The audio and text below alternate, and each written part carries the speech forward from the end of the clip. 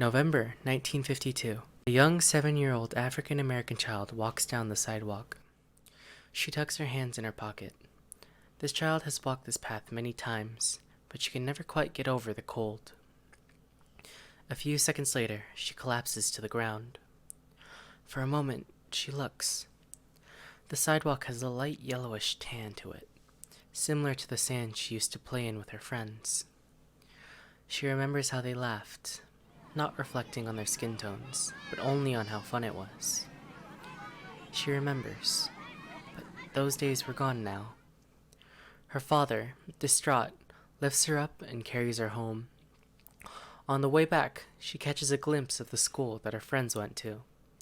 She stares, knowing that tomorrow will be the day that her father would take her to be enrolled.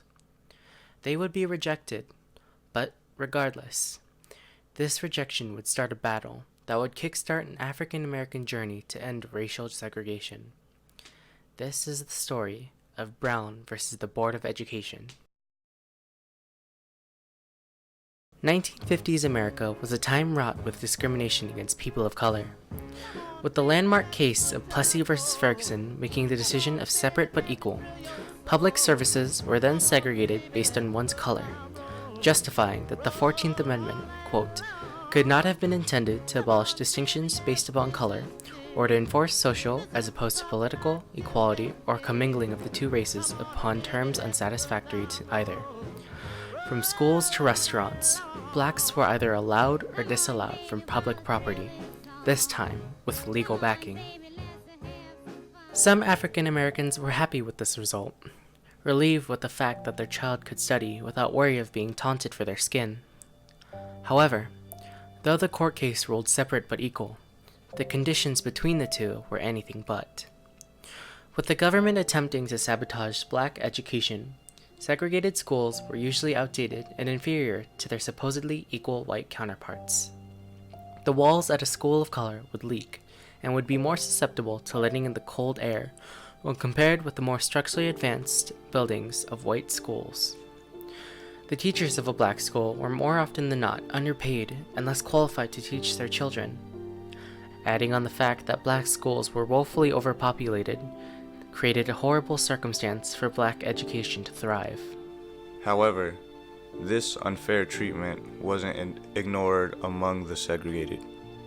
In some instances, there were students that fought against segregation and tried to improve their situation. In others, whole schools would go out to protest for better conditions.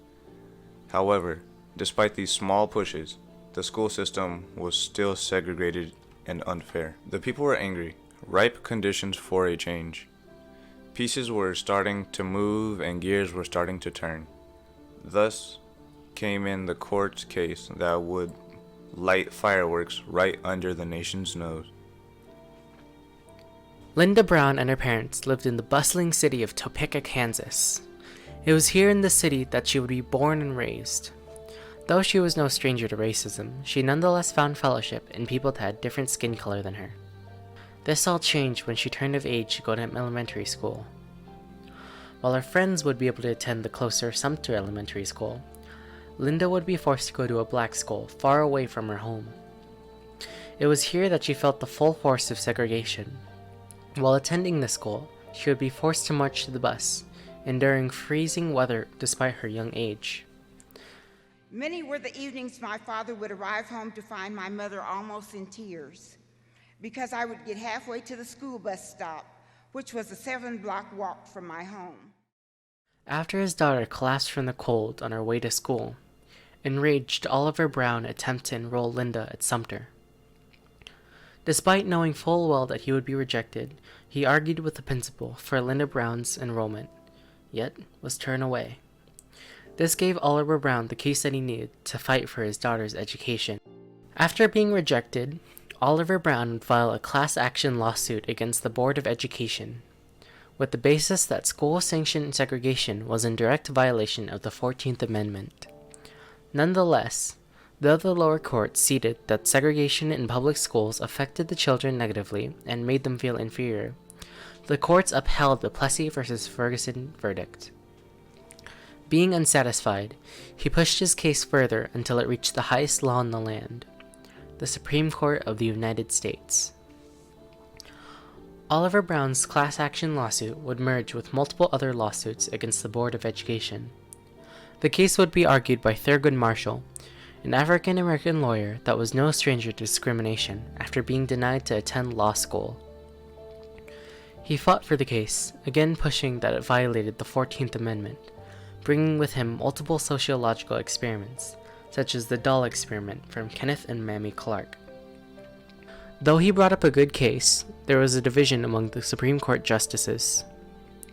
Supreme Court Justice Fred M. Vinson would uphold the Plessy v. Ferguson argument, stubborn to get rid of his racial biases and dividing those that believed it violated the 14th Amendment, thereby influencing other Supreme Court justices to follow his example.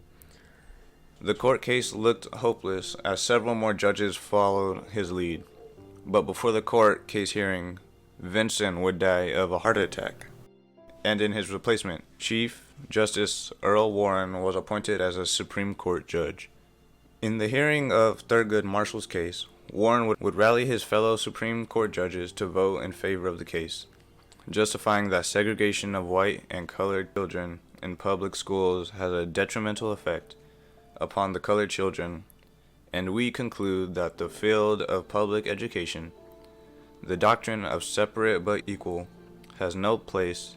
These two men, Thurgood Marshall and Earl Warren, would fight for black children in America to attend white schools, and on May 17th, 1954, the Supreme Court would come to a decision that segregation had no place in schools.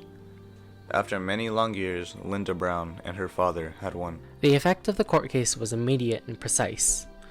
African American children would be allowed to attend the fabled white schools that they were fighting for. However, the integration process for African American youths would continue to be hard fought. Southern society was outraged, and the riots and protests spawned from it clearly showed the case's impact.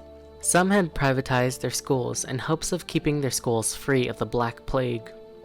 School communities would outright deny entry, with the Little Rock 9 incident exemplifying the social pushback that was typical of the time. It was clear that this would not be an easy fight. However, despite this, the case would still be the first step towards the desegregation of blacks and whites. Martin Luther King Jr. only 10 years later would start his movement towards the desegregation of the black community and preaching of racial tolerance throughout America. He championed civil rights for black men, hoping for the same thing Linda Brown did when she was a child playing in the sandbox, to unite the two systems as one. In using nonviolent methods, he influenced his campaign and convinced the black community that they could make a change without starting a revolution. By making the step, the fight for racial equality had been started and was in no way about to stop. The Brown versus the Board of Education case was a landmark in American history. Its use of peaceful tactics spurred on one of the greatest civil rights movements the world has ever seen. The events that took place here would spread and inspire people, like Rosa Parks, who desegregated the bus system, and Martin Luther King Jr., who would lead peaceful talks and marches in fighting for black rights. Though racial segregation is still visible today, with higher-end colleges usually consisting of people of Asian and Caucasian descent, that small, cold little girl would warm the nation's soul and would break down barriers to desegregate education and maybe the nation as a whole.